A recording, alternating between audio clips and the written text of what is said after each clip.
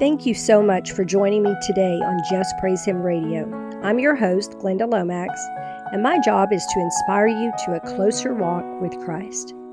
Now here's the show.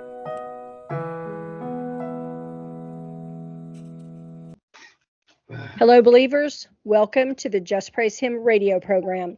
I'm your host, Glenda Lomax, and I'm here today with my very good friend, Manyrounds, and we are going to, in light of something the Lord said to us recently through one of the words which I'm about to read, and some current events, we want to discuss where we're at in all of this.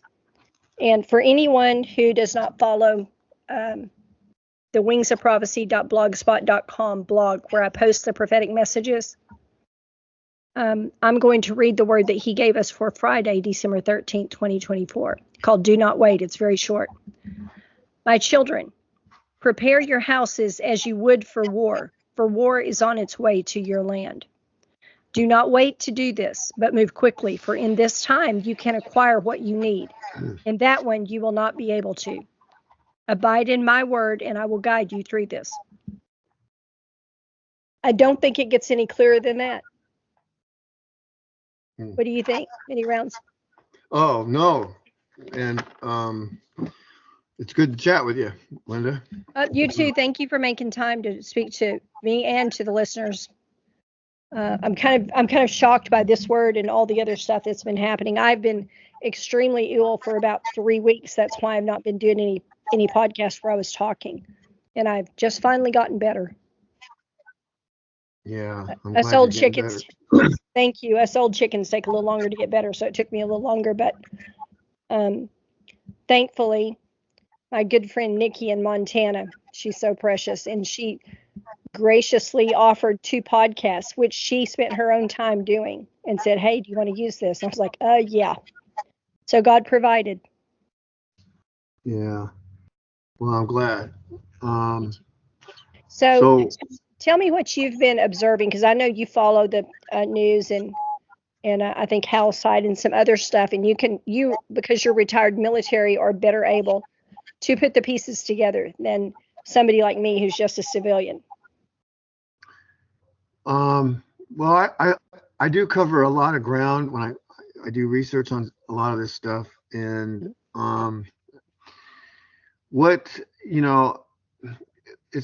it's war has been coming for a long time, and that's, I think, what it's got a lot of people sort of in a kind of a laid back mode. They don't really receive it in the urgency that we do necessarily. And True. And in my background, I mean, I was trained to kind of look at things and put the pieces together. So, good. And what I'm seeing is a culmination of things coming together all at one point, and they come from all different aspects of, the different activities here on the planet, but militarily, economically, and spiritually, and I've known the Russians and the Chinese and the North Koreans and the Iranians and their other allies have been planning an invasion on the United States for years. I mean, this didn't just start 2 years ago or 3 years ago. This has been going on for 60 years, maybe longer, since the end of World War II, really. But now the people that are going to, live this out are alive right now.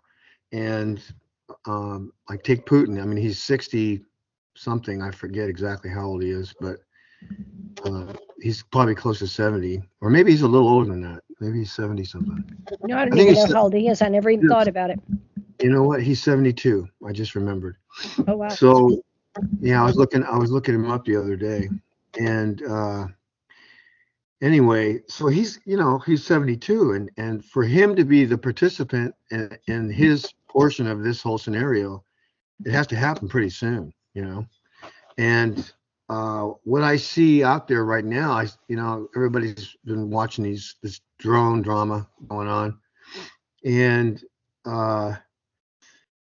it's I see there's a couple different aspects to it. You've got drones that belong to them, you got drones that belong to us, and then you have drones that belong to other entities, and then you've got orbs and all the stuff from the Nephilim. Okay, so Putin, he's not a good guy. Okay, and there's some people that are trying to paint him as the good guy, that we're the United States is the total aggressor in this whole thing, and which is partly true, but or the West rather, but I I think that behind the scenes there's a lot of sort of intercooperation going on for a bigger purpose. It has to do with the rise of the beast system. So at the bottom line is you've got the devil, okay, who's running the show,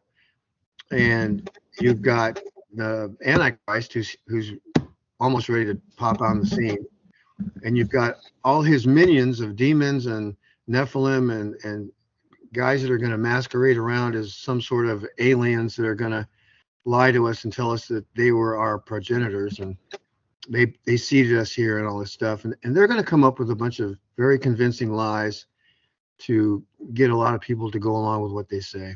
But I see, that this whole thing has been a gigantic military op from the get-go, and Putin has been methodically, Putin and Xi Jinping, the Chinese leader, they have been methodically, blow by blow by blow, through the last 20 years, been preparing for this moment and taken over portions of the earth under their influence. And the United States is one of the big grapes they're going to pick. And we've been degraded, and we have been, by our own doing, mostly actually because of our moral decline and the fact that a lot of our leadership and a lot of our power players have become compromised by their own actions and blackmailed into doing whatever they're doing. So it's all playing into the same scenario. But the basic, thing I see is that it's all coming to a head. And these drones that are out there that the government is using to, they're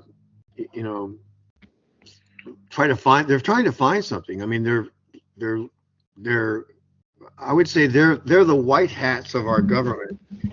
In other words, they're actually the agencies that are trying to do their job the best they can, in the interest of the American people. Yeah. And then you've got the black hats that are behind the scenes that are working for the devil and his minions, and they're doing whatever they're doing. And you never, they don't. It's such a secret deal that the bad guys are doing. They're very good at keeping a secret and what they're doing to keep it from the white hats. Okay, so the white hats are out there trying to find. It looks to me like they're trying to find nuclear weapons. It's very simple. There's been prophecy after prophecy and dream after dream, and many people have seen that there are these suitcase nuclear devices, okay, that have been planted or they've been stashed for years, possibly, and some have been probably upgraded, but they've been put in place, and there could be another rogue element also out there that has other devices on top of that, okay, that when you disturb them or you disturb where they've been stored, you disturb the radioactive elements that have been accumulating in that storage area, whatever it may be. I mean, that whole place might have been sealed up completely tight, right? Okay. But I was reading something on Stan from Prophecy Club, and he came up with this theory, and it rang a bell in my head. I was like, yeah, that makes perfect sense. And he was saying, because these guys have basically started playing with these devices to get them ready to detonate, that it's disturbed the the spaces and the air in the areas where these were stored, where these molecules of radiation are, getting loose out. They're being exposed to the outer atmosphere, right? Mm-hmm. And you've always had these nuclear sniffers flying around the country on a pretty constant basis for a long time. And then when they get a good peg, right, where they've got a good reading from one of those, and then they have a general area of where to start looking. It's sort of like hunting submarines, okay? And I used to do that. And so it's like you get a ping off of something, and then what you do is you tighten your pattern and you drop a lot of different sensors in that area, right? And then Tell in on where it is, right?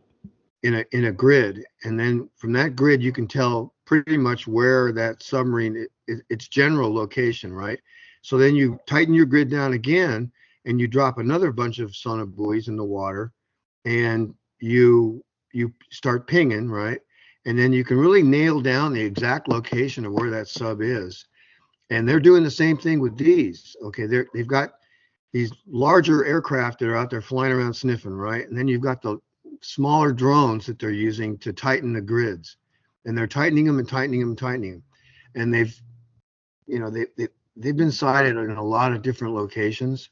Well, some of these prophecies talk about over 30 of these devices, right? And some prophecies talk about 12 or 10 devices, okay? Can I ask a question? I am not very familiar with the destruction those can do. How bad is if let's say a suitcase nuke goes off in, let's say, I don't know, Oklahoma City? Well, it'll devastate the downtown area pretty badly. Okay. Some of the yields that were mentioned in some of these prophecies were in the 9 range, 9 kilotons. Okay. It's a relatively small weapon, really. It's about, I would say, 6/10 of the size of the Hiroshima bomb. Okay. But that was a pretty, good sized weapon, and it killed a lot of people and devastated a lot of acreage. Okay. Yeah. And it's true that some of the construction in Japan was pretty flimsy or thin, but some of it was stone and some of it was steel and rebar and things like that also. And some of those buildings were still there partially, And but even if it doesn't destroy the buildings, then you have the matter of the place being radioactive for 30 plus years. Well, it was radioactive for quite a while, but they've rebuilt all over it, and they have a memorial there for where the ground zero was. Wow. Yeah, I mean they've redone it all and cleaned it all up, but I imagine if you took a Geiger counter, you could probably find some trace elements of radiation here and there, but I don't think it's to any great degree where it's going to bother anybody anymore. But it's a pretty devastating weapon. Even so, a 9 kiloton is going to cause a lot of damage, and it's going to instantly kill whoever's right directly underneath it. Depending on the altitude, or well, these are going to be on the ground, or they may be in a building 5 stories up. I don't know.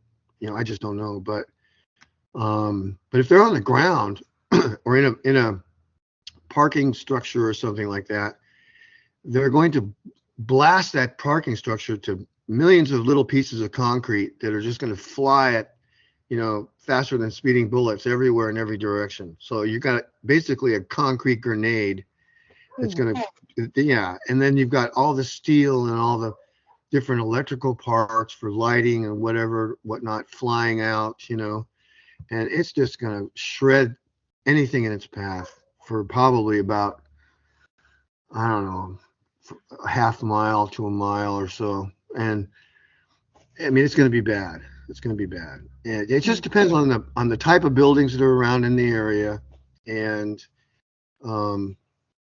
where exactly these things are placed.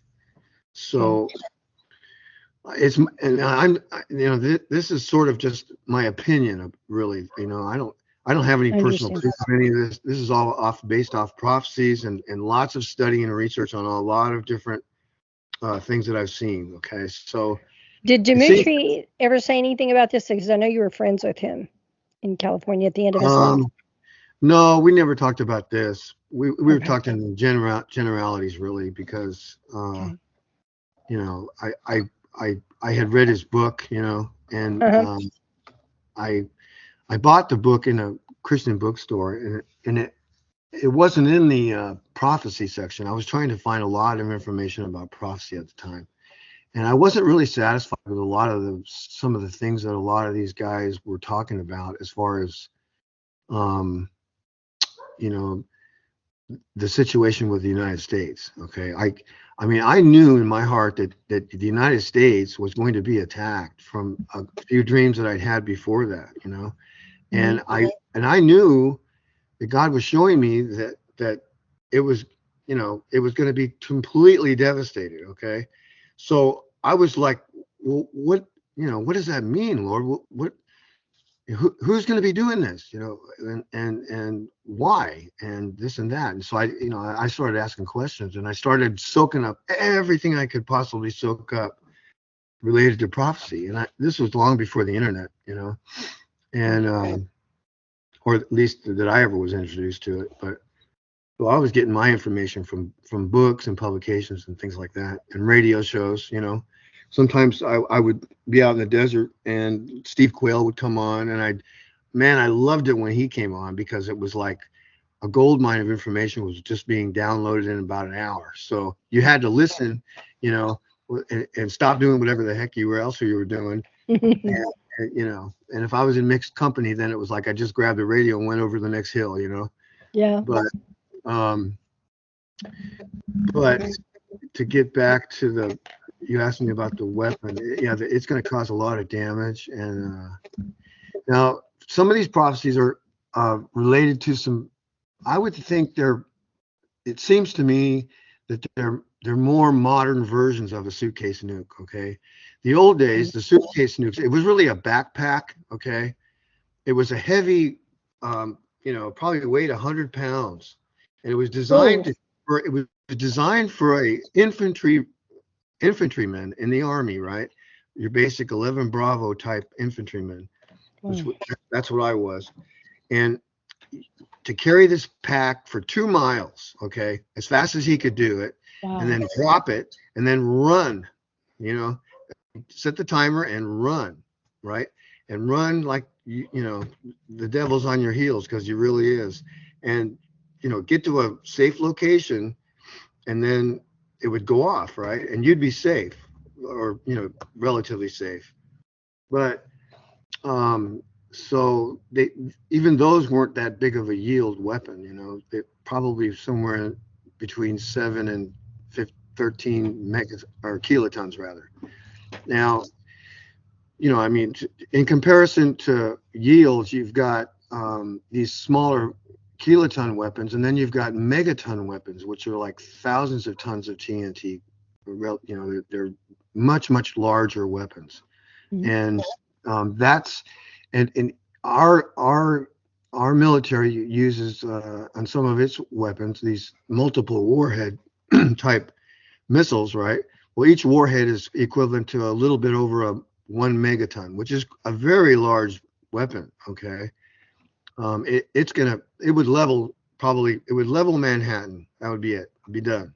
Okay, and in any other city, just level it. It would be gone, just up in the air and gone. And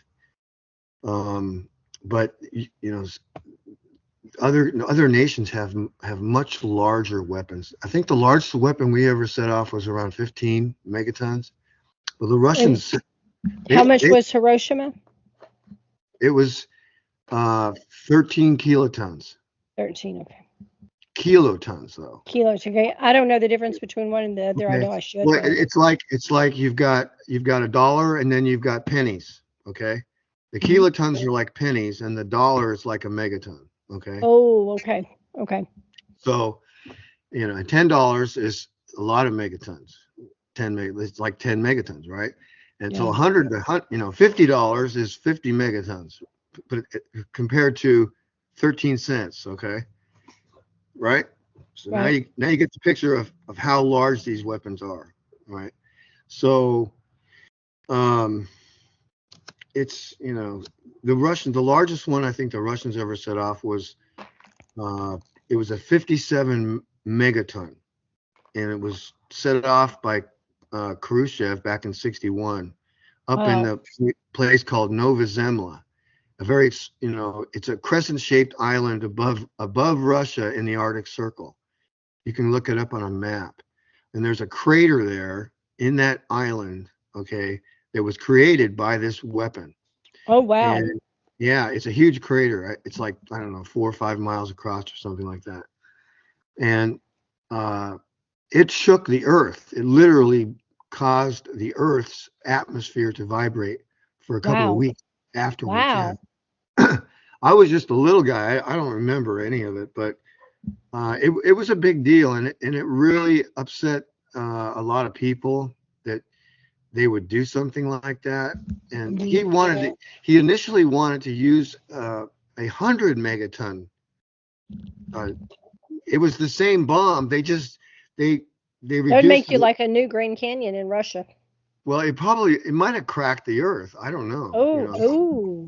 Yeah, because it was so, at 50, what they did was they brought, Khrushchev wanted it to be 100 megatons, and his scientists said, no, you don't want to do that. Please do not. You do not want to do that.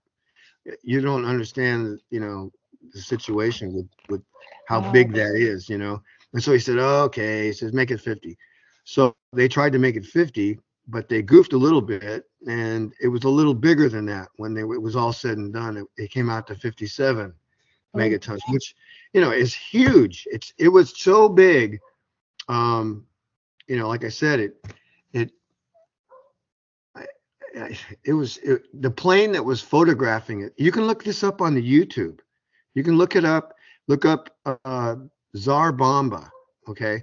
And they have footage of that actual weapon going off that they filmed back in 61 from a Bear bomber. Basically, it was a stripped Bear bomber that they carried the weapon in, right? It was underneath the fuselage, strapped to the bottom of the plane.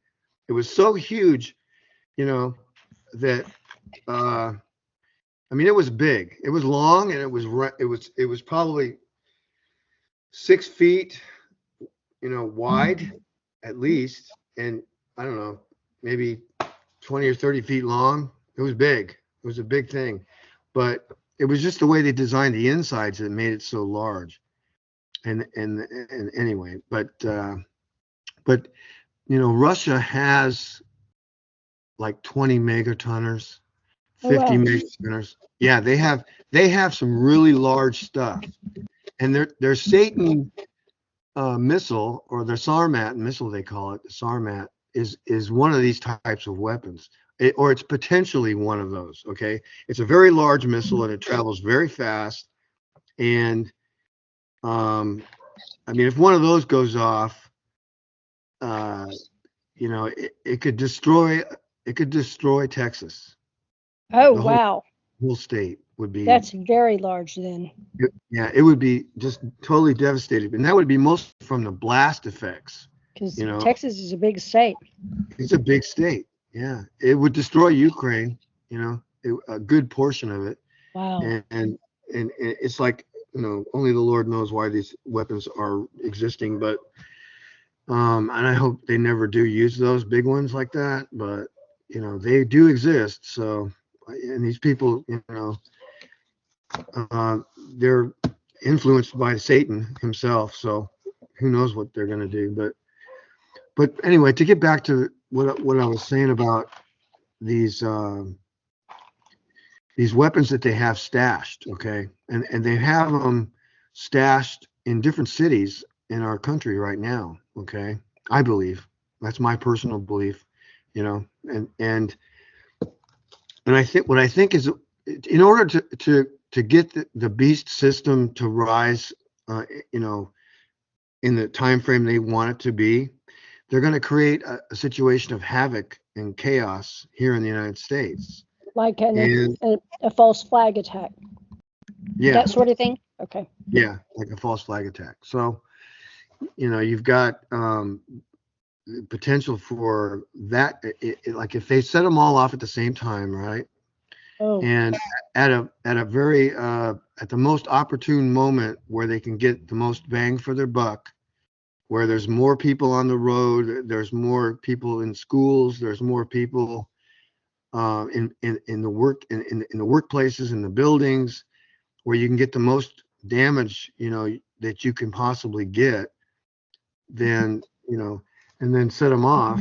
Well, you're going to have a disaster that's going to, be much more of a disaster than Pearl Harbor was. wow. But but it's going to be like our Pearl Harbor moment for our era. When that happens. That's going to be ugly. I want to ask a question because I know this is something that a lot of us civilians wonder about and don't know who to ask. Let's say that we get attacked and, they bring us to our knees and they invade the land. What do they do with the people? What do they do with us when they come to our town? What do they do? Well, that depends. I would think that depends on what phase of the invasion it's going to be. At first, they're just going to kill everybody. There are certain people they're probably going to seize right away, and they're going to have. I mean, if it was me, I would have people here already, and I'm sure they do. Okay, they've got people in secret locations, stashed underground or stashed in, you know, compounds somewhere, Or hiding scattered. in plain sight where they just Yeah, look like us. right. Scattered across the United States, and some of these people may live right next door. Okay, I don't know. And one day they're just going to get the signal that it's time for them to, they've been given what they've been given, They've been activated. Yeah. and now they've been activated. So now they need to go and perform this certain mission, right? And they're going to have uh, a certain operations order, okay, that they're going to follow to the T. Because if they don't, they're going to get punished. So, Okay. and whatever that operation order is, that's what they're going to do. So there's all these cells they're already in place. You're talking Russian cells, Chinese cells contracted out by the cartels, and all these other types of entities that they've flooded across the border in the last few years, right? I mean, everybody looks at that and goes, well, that's terrible, that all these poor people are coming across the United States. And they don't put two and two together and realize, dude, that is your invasion force right there. Because a lot of these guys are military age dudes that some of them are hardened criminals, okay? And they've been promised, all the booty that they can gather, and they've been paid besides. And they don't have any compunction whatsoever of killing Americans. So they're going to be probably, what I would do is I would take all these guys, get them across the border, house them, send them to training camps or secret locations, and get them familiar with the gear they're going to be using, which is basically going to be trucks. Okay. Okay. AR-15s, AK-47s, and trucks, and probably some really large knives and stuff like that. And they're going to train them, and if they're not already trained, okay, they're going to get them all ready to rock and roll, feed them well, let them work out, bring them hookers, whenever they want, and all that kind of stuff. Provide for every need that they can have, and then when the signal goes out, they activate them. These guys jump in trucks. They come out of the ground like cockroaches all over the place, and they have an assignment of a certain neighborhood or a certain county in a certain city, and then they have a grid, and they just go, block by block by block by block, okay, and they kill everybody that they're told to kill, and they take everybody that they're told to take, and they take them to different camps, and everybody has been cataloged. Everything in this country has been cataloged and accounted for, and they know where everything is. I mean, you've got airplanes flying overhead all the time that are contracted out, and they map everything, and you've got satellites, and then you've got, Chinese balloons doing it, and you've got whoever else that they can get to do this, okay, recon basically, and tidy up their last minute plans with the information they get right up to the very last minute. I mean, that's what some of these drones are probably doing, is they're keying in on certain installations and certain bases and things like that. And then they get the latest intel of the situation there. How many troops are there? How many armored vehicles are there? How many Oh, okay. how many aircraft are there? You know, how fortified is the front gate and the side gates and every other place around the place, you know? Okay. And then they devise a plan to when they hit it, and they hit it. And most people on base, okay, are unarmed. Okay, Yeah. you've got, which really always bugged me, you know, because you're in the United States military and you're on a military post, and Pearl Harbor. I mean, if you ever watched the movie From Here to Eternity with Burt Lancaster and Frank Sinatra, No, not that well, one, but I have watched a movie called Pearl Harbor that is excellent, a newer one. but when they got hit, okay, all the weapons were locked up, Oh, right? Yeah, and you've got that don't do all you no these, good. no, and you've That's got like all these, that's like carrying a gun, ain't got no bullets in it. yeah, you got all these Japanese Zeros coming in, strafing the barracks and strafing the chow hall, and all these guys are running to the armory to get, you know, their rifles and their machine guns, and the guy at the you know, that's sort of watching over the armory goes, you can't get in there unless you have authorization from General something umpty squat. Well, it's like, it's a little late for that, bud. We need to get in there We're being now. shot at. Yeah, but when this all comes down, Good grief. everybody on base, okay, is going to be looking for a weapon, and they're probably not going to have time to get to it. If they're not actually out at the range shooting their weapon, they're probably never going to see a weapon before they see a bad guy with a weapon. You know? What do they do with the people on the bases? Because I have. Well, they'll probably round some of them up if they can, and then torture them to find information, any information they may need, and and then, you know, take them off to some camp somewhere. But I would imagine that anybody that's of a certain MOS, which is basically your military occupational specialty, which is, you know, civilian speak, it's your job, okay? Mm-hmm. You're like, some people are radio men, some people are cooks, some people are trigger pullers, some people are special ops, you know, and all that kind of stuff. So you've got a whole slew of different occupations within the military, but they're going to take the ones that are the highest priorities out first, which would be your infantry guys, your spec ops guys, your communications guys, your intelligence guys, and the guys who know how to fight them, and the officers that are leadership. Okay, they would probably round them up, you know, if they don't just put a bullet in them right away, and then that'll be that. And they'll do this in such a fashion, it's going to be so sudden and so quick. They might throw gas canisters in there and get everybody gassed, right? And that way, they're wearing gas masks already. They just come in there and storm the place, and they're going to do to us, okay, in a way, what we have been doing in other countries to them, okay? Wow. Because that's what we do. We go over to another country, we kick the doors in and take the people we want and kill everybody else we don't want, and then establish peace, okay? You know, in some weird fashion. But that's what the United States, you know, does. I mean, we go over to some place that we have a disagreement with, and we stomp on them, and we tell them this is how it's going to be, and if you don't like it, too bad, you know. But I don't think we're in any shape to do any of that anymore. Well, we're still doing it. I mean, we're doing it in Ukraine right now, but we're just using the Ukrainians to do the dirty work, and we've got, you know, we got a lot of our troops over there on the QT that are getting killed left and right too, and they're not telling us that on the news, okay? But you've got a lot of people over there, officers, enlisted, regular army, you know, over there, and they are, in some cases, just getting slaughtered, okay? Wow.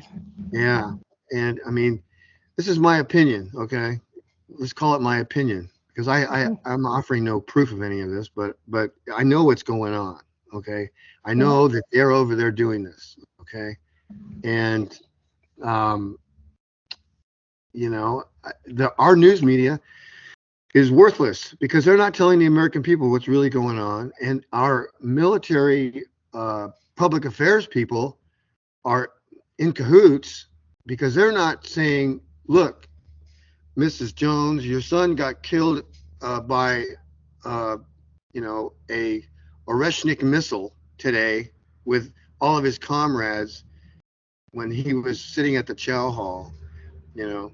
They're telling he died in training, or he died in a vehicle accident, or the helicopter got blown out of the sky, or it crashed, but it wasn't necessarily war related, which is kind of not fair to the parents and the families of these kids, because there's some benefits that they would get if they knew that they got killed in combat. It's a sad, messed up thing. It just really makes me mad. But they just abuse our people. They don't tell you that when you're signing up to get in. I'm quite sure they don't. I bet And that's they one of don't. the things that's going to happen. Okay, as a result of this attack, and as a result of the wars that are going to start over there, and I'm talking like wars in Syria, wars in against Iran, wars involving Russia in Ukraine, and all that, and Israel, whatever they're doing, we're going to be backing them up. So, and then you've got the Taiwan situation in North Korea, and all these things are going to kick off. And guess what? We're going to find ourselves without enough people to man, the stuff we have. And the stuff we have, we're not. I mean, Putin is a shrewd dude. He's got us over there, okay, and he's got us providing a whole bunch of weapons and hardware and gear to Ukraine, okay, for 2-3 years, and we've sent everything over there, that they've asked for, basically, and then some, and leaving us here in the United States lacking in some of our crew-served weapons, some of the stuff that spec ops guys were using, that they were told basically, okay, pack it up, they're shipping it, right? And they're like, what? You got to be kidding me. You can't ship this stuff, this is our stuff. And they're like, no, you got to pack it up and ship it. Let me ask you this. What should people be doing now in light of what we know? Well, like that word you spoke, and the Lord spoke to you about. Prepare your house for war. Yeah. Right. Exactly. It's coming. Okay. So it's like, you can see it happening now. I mean, gosh, people, they open their eyes, they can see, look, this is all being geared up to basically totally devastate and subjugate the United States. That's what Putin's real goal is. It's not Ukraine. He's what he's done is he's basically shrewdly got us to use up a lot of our gear and a lot of our resources and a lot of our treasure. And then in the meantime, he's just getting his guys trained. And he's got so much gear over there stashed away, and that, he's got us right where he wants us, okay? Or we have him right where he wants us, as the saying goes. But people need to just, do what you can, okay? I mean, if you've got an empty orange juice bottle, they're great for putting water in them because they got they're great. They got a good lid. You can clean them out and put water in it and throw it underneath your sink and stack them up in there. Just save up water, because when the conveniences go, I suspect that water and hot water are going to be, pure water and hot water are going to be things that probably go any place that comes under attack. Possibly electricity. If they want to bone up on the kind of preparations to make, have them look up like the old ways when their great grandparents went through the Depression. Okay. Yeah, there's a few books. There's a few books out there on how to do everything like they did it back in the 1800s, but you gotta hunt for them. Yeah, I mean, they're gonna need to have. None of us that live in this generation know anything about doing any of that. I don't. Yeah, I don't know anything. I know how to sew and do a few things like that, but I don't know how to purify water. I definitely am not a hunter. I've almost been a vegetarian. Yeah. I don't eat much meat. Yeah. Well, they need to, think about the old ways, okay? But they, right off the bat, just I would go get a lot of canned food, a lot of water if you can, and um, I mean, you can drink water out of your water heater, okay? Even if you don't have power, you can still drink it. There's a little valve on the bottom. You just open it up and get a glass of water out of it. But hygiene is going to be important. You're going to need to have soap. You're going to what I would get is I would get a Yeah. lot of medical gear, because Yep. when a lot of these things take place, these actions against people here in the United States, besides the suitcase nukes or whatever else, right? You're going to have a lot of people that are blinded from the blasts, of these weapons.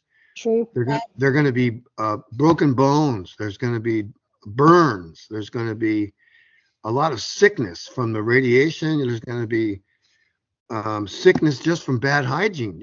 That people are going to be under.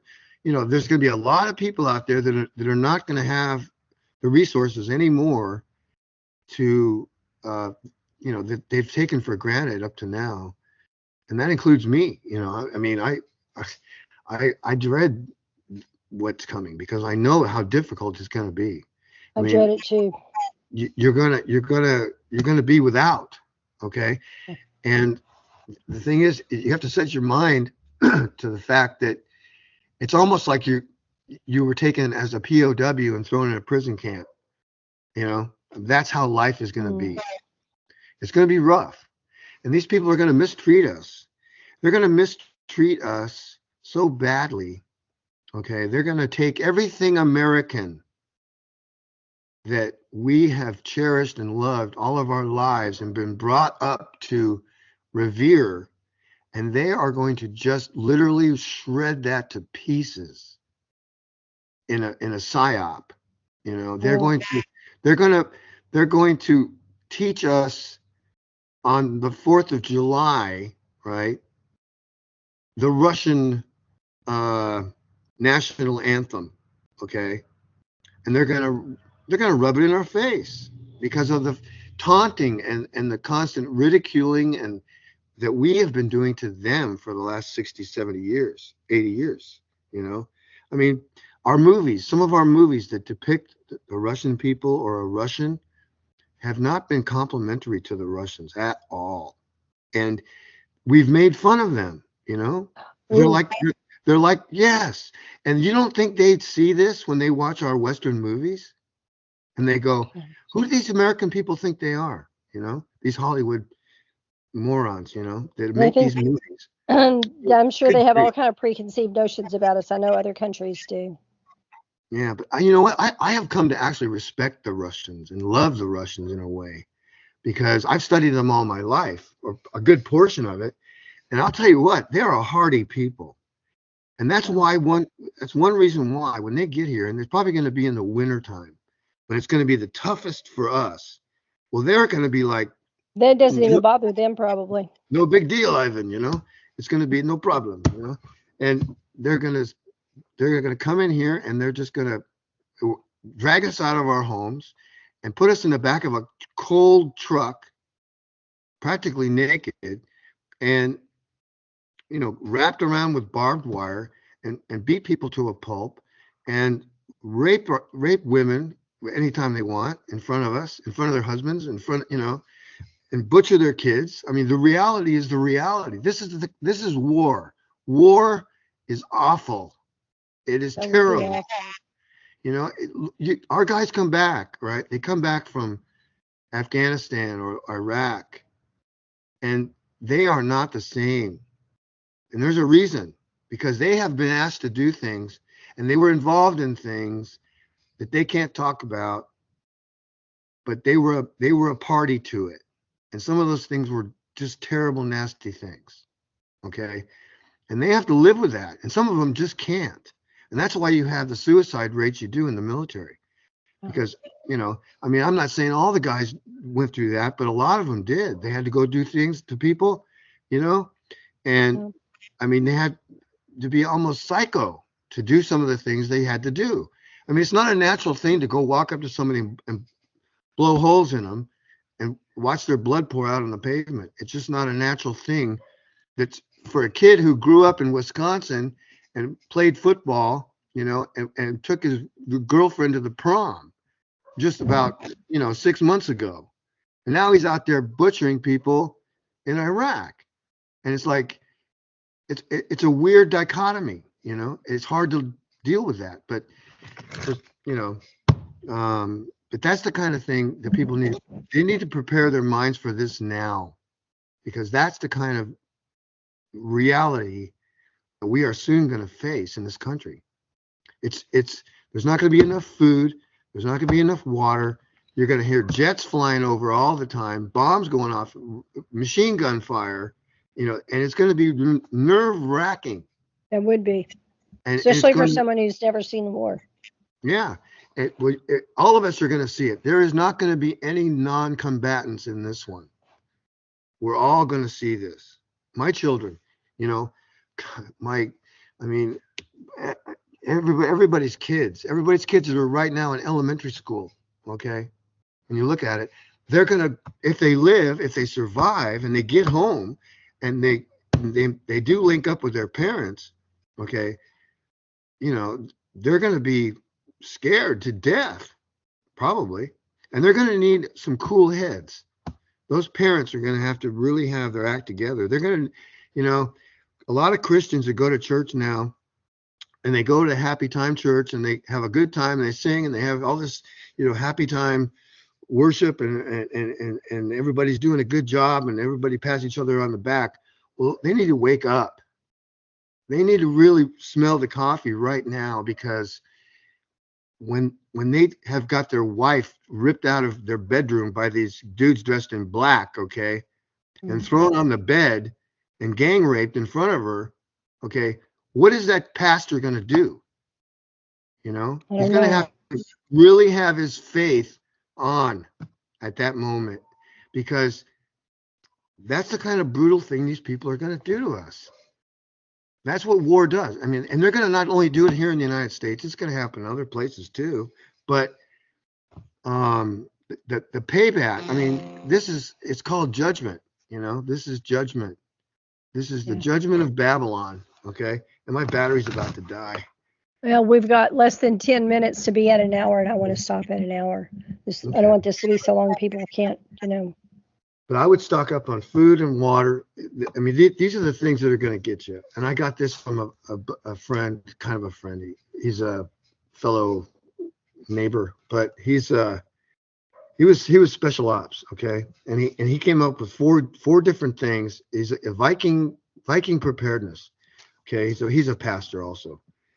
But anyway, the starvation's the big one, okay? That's going to be the one that takes most people out, because most people are just not equipped or prepared to have a year or 2 years worth of food in your pantry, unless you have to be self-sufficient. You have to start growing a garden.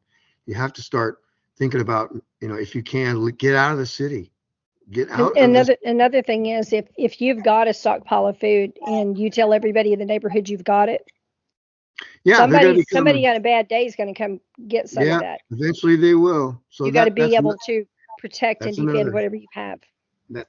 So what I was going to say, of course, we want to share with people in need, but there's some people that just won't prepare, and they're just expecting to come take other people's food. And the mind does funny things when it starts to starve. There's a kind of madness that sets in, they say, at the end.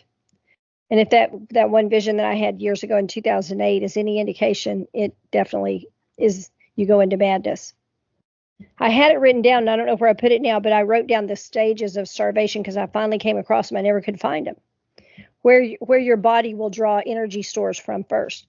I think it said it takes from the liver first, and then the muscle, I think, next, and then your internal organs. So basically, your body will eat itself. And the brain is an organ, so. Uh-oh, I think his phone may have gone dead. I think he had some other things he wanted to talk about, so maybe he'll record those for us and we can talk about them on the next podcast. My Great thanks to Manyrounds for taking the time to speak to all of us about this, because most of us here in my country, anyway, in America, know nothing about the realities of war. We know that people die. We don't really know anything else because we really haven't had war on our own soil since, I think, the Civil War. And we were not around then. So anyway, I hope that y'all enjoyed the podcast. I'll put a link in the description to Manyrounds' YouTube channel, which if you just want to search for it, you can put Manyrounds Fellowship of the Fortified Tower is the name of his channel on YouTube. And he posts a lot of good videos about getting ready for what's coming. So Jesus bless you. Thanks for listening. Y'all have a great week. Thank you so much for tuning in today to Just Praise Him Radio, sponsored by the friends and supporters of JPH. You can contact me by mail at my new address, Glenda Lomax, JPH Inc., P.O. Box 854, Altus, that's Altus, Oklahoma 73522, or by email at jphtoday@gmail.com. Don't forget to visit the website for prophetic updates at wingsofprophecy.blogspot.com. JPH is not affiliated with any nonprofit organization, church, or denomination. Have you ever gone through a time in your life where all of a sudden it just felt like your whole life was falling apart? I call these experiences the wilderness experiences. Wilderness experiences are times of great uncertainty and change. They are times when our faith is tried and refined. After many of these wilderness experiences in my own life, the Lord spoke to me to write The Wilderness Companion, which is a virtual roadmap through the desert times of your life. Find out why you've been led into the wilderness. Find out what the biggest hindrance is to receiving your provision in the wilderness. Find out what the 7 temptations of the wilderness are. Drastically cut the time you spend in the wilderness by learning how to partner with the Lord instead of working against Him. Every Christian needs to read The Wilderness Companion. The Wilderness Companion by Glenda Lomax is available on Amazon.com or wingsofprophecy.com in print, Kindle, and new audiobook versions. The Wilderness Companion. Don't go into the desert without it.